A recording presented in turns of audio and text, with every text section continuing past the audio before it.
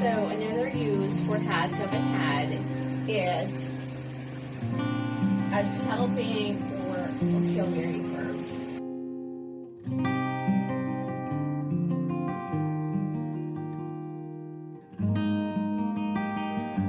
English as a second language is hard to learn. But if you will do it one step at a time, together with practice, then one day you'll be able to learn and speak English confidently. This is Rosma, and welcome to Simple English with Rosma. So what are auxiliary verbs? Auxiliary verbs are verbs that help the main verb. So that's why they're called helping verbs. Also, because they help the main verb in setting the tense or the mood of the sentence. Usually, when has, have, and had are used as auxiliary verbs, the sentence that we make most of the time are imperfect tenses.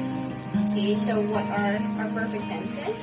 So we have the present perfect tense and the past perfect tense. So we use has and have for the present perfect tense, and we use had for the past perfect tense. So to create or to make a sentence in the present perfect tense form, we will have to use have with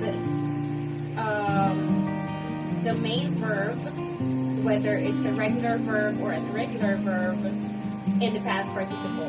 Okay, what do we mean when we say past participle? If it's a regular verb, we add ed or d, and if it's an irregular verb, then we totally change their spelling. Use has for a present perfect tense. Okay, so we can say he has lived in the Philippines since 2012. Okay, so the action started in 2016 and still continue living until now in the Philippines. So as you noticed, we use has for the present perfect tense, okay, and for our main verb that's lived, so I added d for the base form live to make it in the past participle. So she has lived in the Philippines since 2012. So that's how you make a present perfect tense using has. Other examples are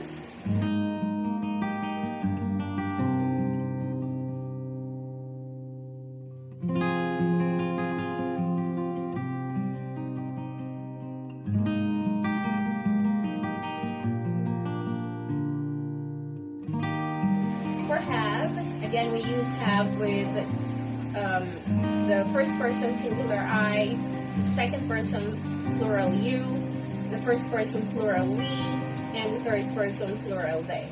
Okay, so let's have an example. We use I, okay, to make an example using have. Okay, so I have worked at SAPS for the last 5 years.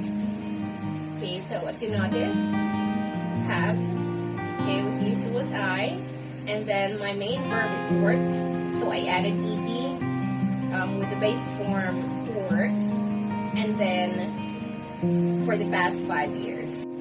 Okay, so for the past perfect tense, we said earlier that it tells about an action or a situation that happened before another one in the past. Okay, so let's use had to make a past perfect tense. For example, it's a good thing that I had saved my files before the power interruption. You just simply say, I had saved my files before the power interruption.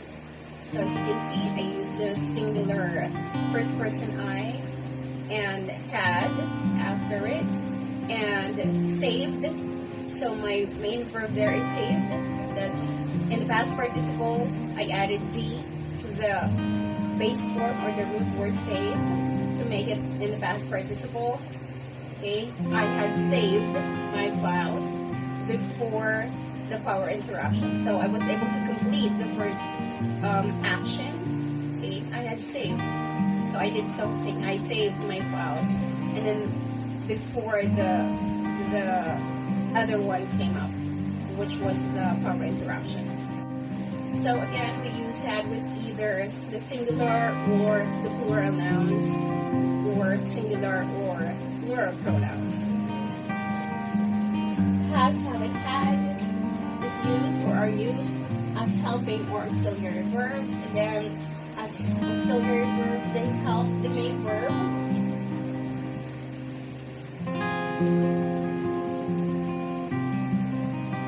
Those are the verbs that show action in a sentence to set the tone or the tense of the sentence. So with this,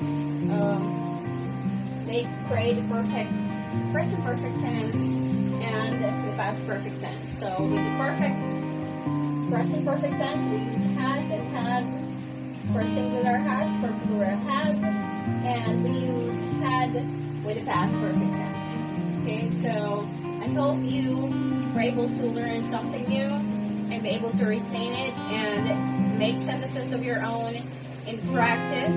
Keep on practicing. If you have questions, feel free to comment down below.